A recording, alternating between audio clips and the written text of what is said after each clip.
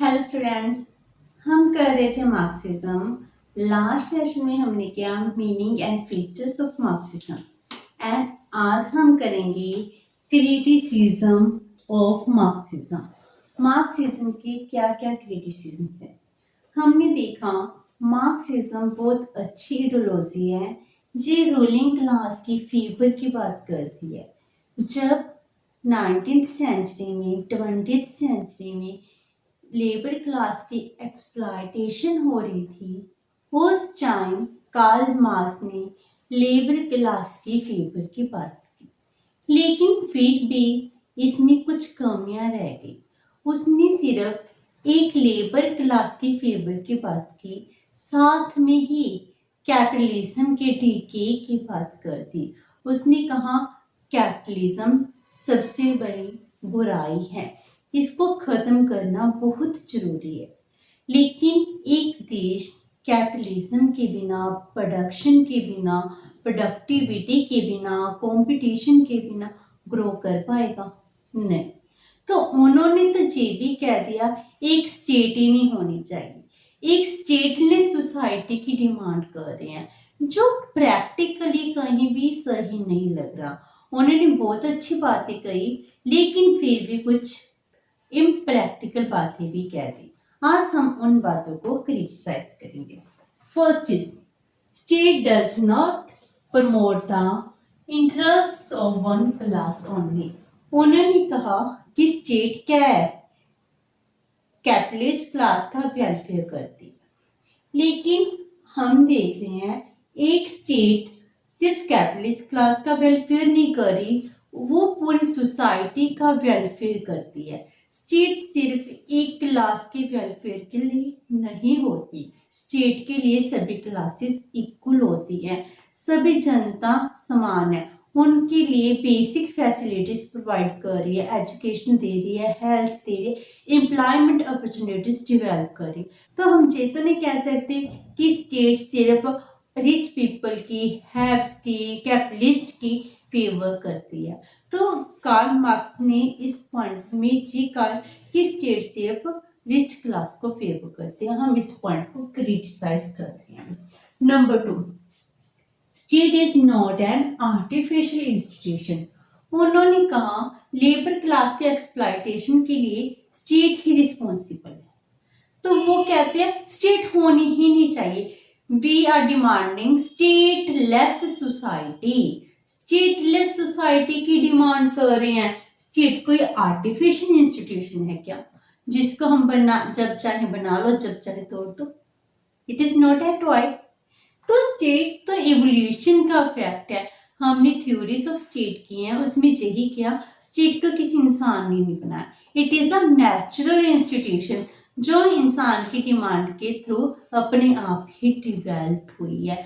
State को तोड़ना इतना आसान नहीं है। स्टेटलेस सोसाइटी की जो बात कर रहा है, it is not possible. Number 3, stateless society is not possible. चलो मान भी लें हम स्टेट की एग्जिस्टेंस को खत्म कर देते हैं, क्या हम स्टेटलेस सोसाइटी में रह पाएंगे?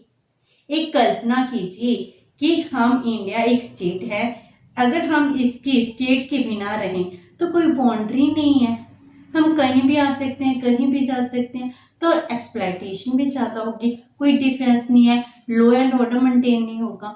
हमें आम जनता को कौन फेवर करेगा, उसके वेलफेयर की बात कौन करेगा? क्या हम अज्यूम कर सकते हैं स्टेटलेस सोसाइटी? नहीं ना।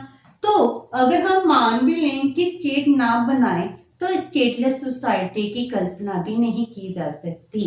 तो इसीलिए कहते हैं stateless society is not possible. Number 4, advocate the violent and revolutionary means for the establishment of socialism. उसने कहा कि कैपिटलिज्म को खत्म कर दो, कैपिटलिज्म की जगह क्या आना चाहिए? सोशलिज्म आना चाहिए। लेकिन सोशलिज्म इस्टेब्लिश कैसे होगा? उसने कहा सोशलिज्म के लिए जो वर्किंग क्लास है उसको रेवोल्यूशनरी मीन उठाने पड़ेंगे, वायलेंट मीन यूज करने पड़ेंगे, हथियार उठाने पड़ेंगे, कैपिटलिज्म को खत्म करना पड़ेगा, कैपिटलिस्ट को खत्म करना पड़ेगा, तब जाकर सोशलिज्म की स्थापना होगी। अब कैसी बातें कर रही हो, एक देश की कल्पना कर रहे हो कि एक सोसाइटी बनानी है जिसमें सोशलिज्म हो, सभी प्रॉपर्टी सभी लोगों की है। वो किसके ऊपर बेस्ड है? कुछ लोगों के डेथ के ऊपर, उनको मार दिया जाए। तो कैसी डेमोक्रेसी होगी जिसमें हम वायलेंट मीन यूज करेंगे? वायलेंट और रेवोल्यूशन मीन यूज कर कर आप सोशलिज्म स्टैब्लिश करना चाहते हो, जो तो कहीं भी तर्क संगत नहीं लगता कि हाँ हम वायलेंट मीन यूज कर रहे हैं, रेवोल्यूशनरी मीन यूज करेंगे तभी जाकर सोशलिज्म स्टैब्लिश होगा।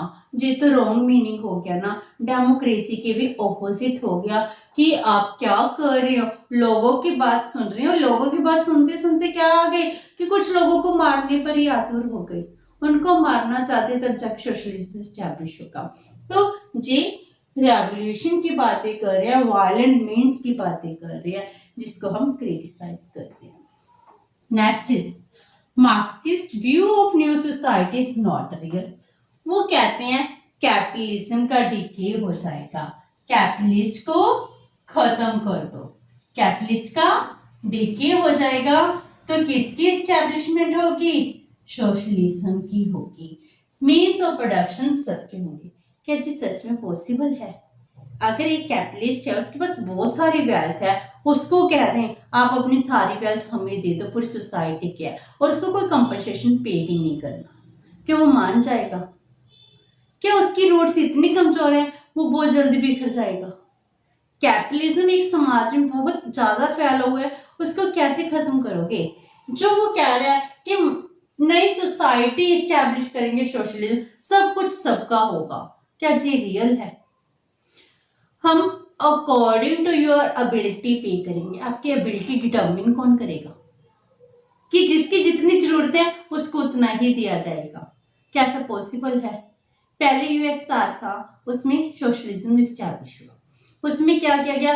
पहले तो उसने बहुत तरक्की की, प्रोग्रेस की, इंडस्ट्रियलाइजेशन आया, लेकिन टाइम के साथ देखा कि जैसे जैसे इंडस्ट्री में काम कर रहे हैं, देखा कि अगर मैं ज्यादा काम करता तो भी मुझे इतना रिवॉर्ड मिलता है, कम काम करता हूँ तब भी कम रिवॉर्ड मिलता है, तो वो थोड़ा इनएफिशिएंट हो गया, उसने काम करना कम कर दिया, उसको देख के 4-5% ने और कर दिया, तो क्या हुआ? ओवरऑल इंडस्ट्री की प्रोडक्टिविटी कम होगी, प्रोडक्शन कम होगी, एग्रीकल्चर सेक्टर की प्रोडक्टिविटी कम होगी।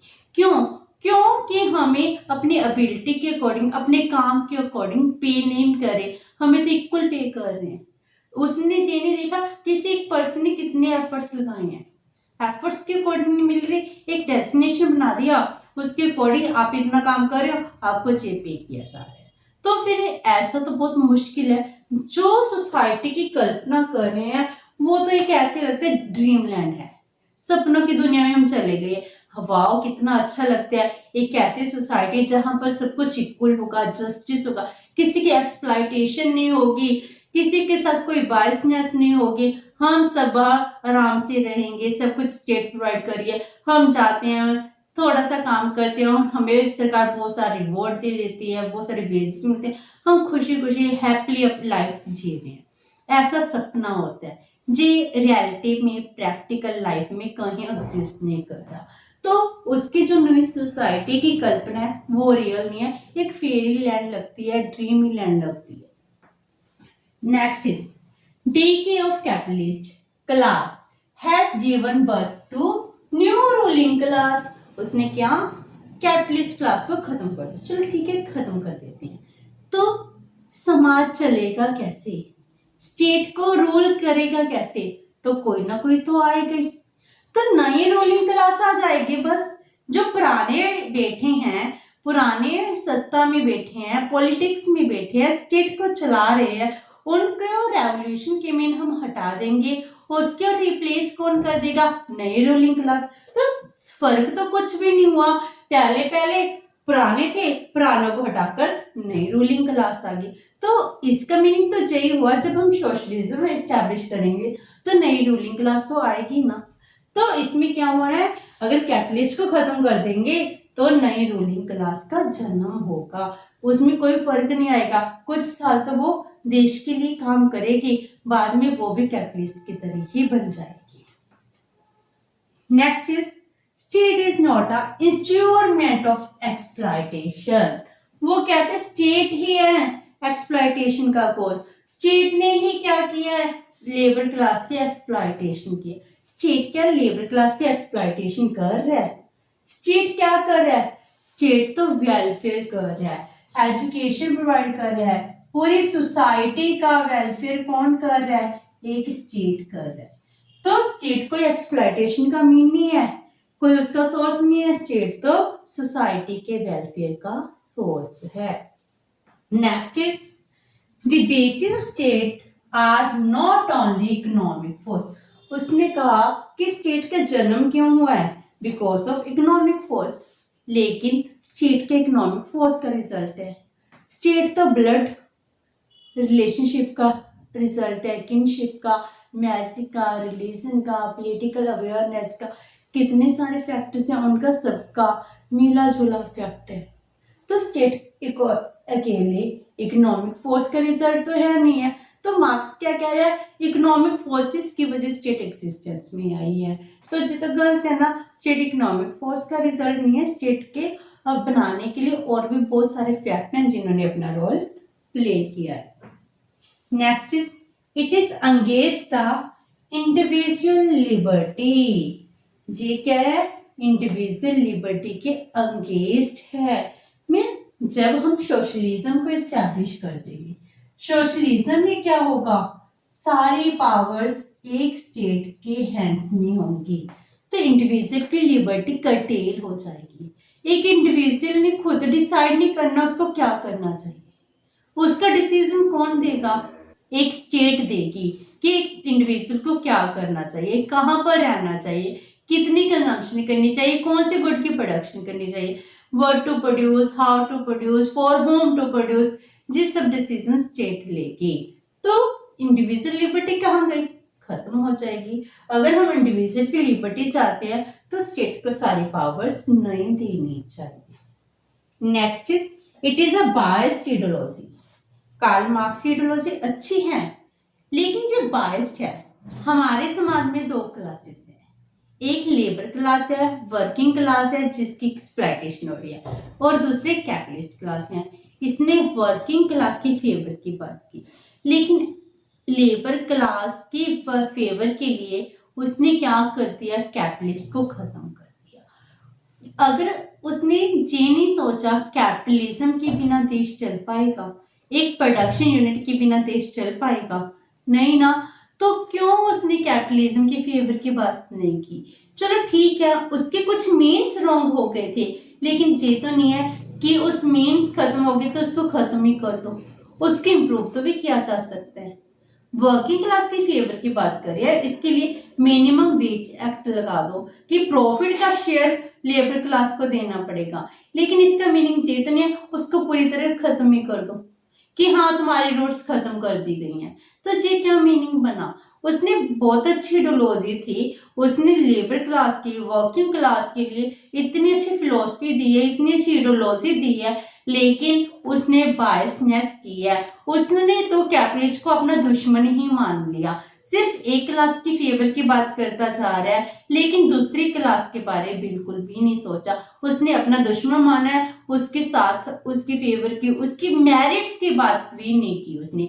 उसकी कैपिटलिज्म जो बेनिफिट है उसके बेनिफिट की तो बात कर लेता, लेकिन उसने कैपिटलिज्म को देखना भी पसंद नहीं कर रहा था। इसलिए ये कौन सी आइडियोलॉजी होगी? बायस्ड आइडियोलॉजी होगी, जो सिर्फ लेबर क्लास की फेवर करती है, किसी और की फेवर नहीं कर सकती। Next one is nationalisation of all sources of the state is not good. Means उसने कहा कैपिटलिज्म को खत्म करके सोशलिज्म आएगा। सोशलिज्म में क्या होगा? All the means of production related to society, means of production, land, labour, capital, वो सब किसके हो गए? स्टेट के हो गए। स्टेट के पास बहुत सारा ओवरलोडेड वर्क आ गया। स्टेट क्या रैशनल डिसीजन ले पाएगी? स्टेट रैशनल डिसीजन नहीं ले सकती मुझे कितना प्रोड्यूस करना है, कहाँ प्रोड्यूस करना है, कहाँ माइनिंग करनी है, क्या कौन सी गुड प्रोड्यूस करनी है, इसका डिसीजन एक स्टेट अकेली नहीं ले सकती। जी तो स्टेट एब्सोल्यूटिज्म की तरफ चले गए हम, इंडिविजुअल की लिबर्टी भी खत्म कर दी गई। तो इसीलिए अगर हम सारे डिसीजन स्टेट पर छोड़ देंगे तो क्या होगा, इनएफिशिएंट डिसीजन हमारे सामने आएंगे। अगर आप एक पर्सन हो, सभी काम आपने करने हैं, आप क्या हो जाओगे, ओवरलोडेड हो जाओगे, ओवरवर्क हो जाएगा, जिस वजह से आपके कुछ डिसीजन इरेशनल भी हो सकते हैं। अगर हम काम को डिवाइड कर लें तो आप अपना काम बहुत अच्छे वे से कर पाओगे। सो अगर वो सारे डिसीजन कौन लेगा, स्टेट लेगी, तो स्टेट एब्सोल्यूटिज्म हो जाएगी, इनएफिशिएंसी आ जाएगी एडमिनिस्ट्रेशन में। इसीलिए जो कैपिटलिस्ट क्लास है उसका खात्मा भी पॉसिबल नहीं है और ना ही सोसाइटी के वेलफेयर के लिए सही है। तो मार्क्सिज्म की जो आइडियोलॉजी है वो लेबर क्लास की फेवर की बात तो कर रही है, लेकिन ये एक रैशनल नहीं थी, जिसको हम आज के टाइम नहीं मान रहे। कम्युनिस्ट पार्टी की बात कर रही है, सोशलिज्म की बात कर रही है, ठीक है, सोशलिज्म होना चाहिए। चाइना है नेबरिंग कंट्री, वो सोशलिस्ट इकोनॉमी है, लेकिन वो कैपिटलिस्ट की फैक्ट भी नाल नाल लेकर चल रहा है। 1980s में उसने कैपिटलिज्म को भी इस्टेब्लिश कर दिया। इंडिया क्या बन गया, मिक्स्ड इकोनॉमी बन गया, कैपिटलिज्म भी है, सोशलिज्म भी है। लेकिन अगर हम कहें मार्क्स की आइडियोलॉजी के अकॉर्डिंग सोशलिज्म ही आना चाहिए, जो प्रैक्टिकली पॉसिबल नहीं है। Without the capitalism, without the capitalist एक देश तरक्की नहीं कर सकता, उसकी ग्रोथ डेवलपमेंट नहीं होगी, उसकी तो सिर्फ बेसिक नीड्स फुलफिल हो पाएंगी। अगर हमने कुछ अच्छी इनकम अर्न करनी है, कंपटीशन इंक्रीज करना है, तो कैपिटलिज्म का होना बहुत जरूरी है। ये थी ideology of Marxism. Hope so कि आपको समझ आ गई होगी। अगर आपकी कोई क्वेरी तो post it in the comment box. अगर आपको वीडियो अच्छी लगी तो please like and share with your friend. Thank you so much and have a nice day.